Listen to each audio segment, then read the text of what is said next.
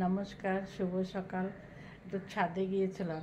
ছাদে অনেক গাছ আছে, নানান ধরনের জবা ফুল গাছ টাছ, সেইগুলো আর টগর ফুল, তারপরে নীলকণ্ঠ, অনেক ফুল গাছ আছে, ভর্তি ফুল হয়। কতগুলো ফুল তুলে নিয়ে আসলাম ঠাকুর আসনের জন্যে। এখন মাছকে খেতে দেব, খেতে দিয়ে তারপরে পাখিগুলোকে ওই রোজ ডিউটি যেটা হয় আমার, সেগুলো তো করতেই হবে। করে এখন সব কাজ সেরে স্নানে যাব। এই যে দেখুন কীরকম খেলা করছে, ভালোও লাগে দেখতে। দেখেছেন কীরকম খেলা করে? একা কি করে থাকেই জানি না। এ একা থাকতে ভালোবাসে, কাউকে নিয়ে না।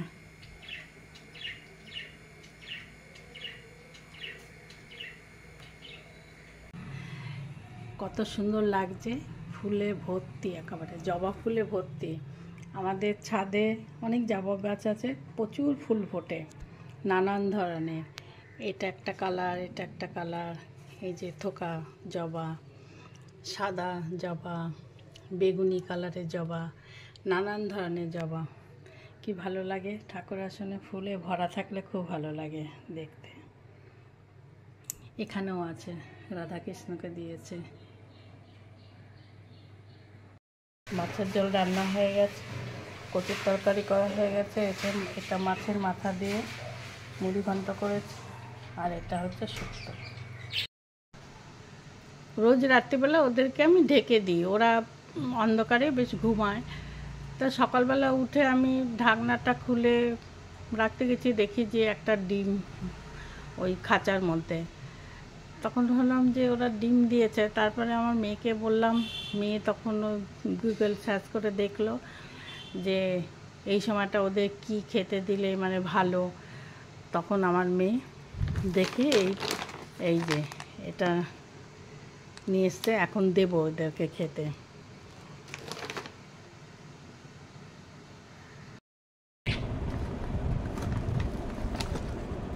এই যে এগুলো মনে হয় সমুদ্রের ফেনা।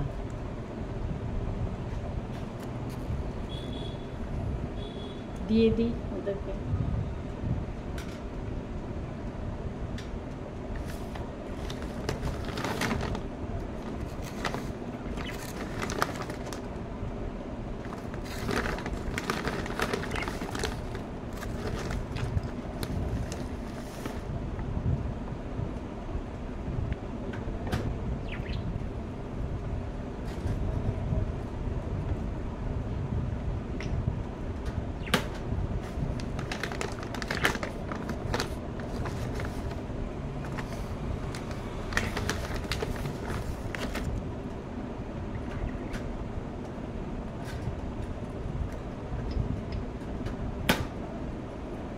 খুব বিচ্ছিরি গন্ধ।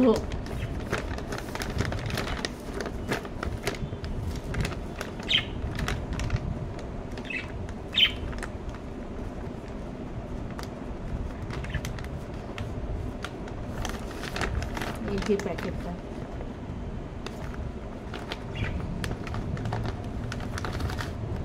কি করে দেখি।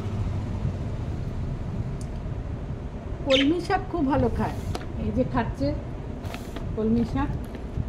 সকালে দেওয়া হয়েছে, খেয়ে নিয়েছে। আবার এই যে দুপুরে দেওয়া হলো, খেয়ে নিয়েছে। এরকম ঝুলিয়ে দিলে ওরা খাবে। বাটিতে দেওয়া হয়েছে, বাটিতে আগে দিতাম, সে বাটিতে অত ভালো খেত না, পচে যেত। এরকম ঝুলিয়ে দেওয়াতে এখন সব খেয়ে নেয়।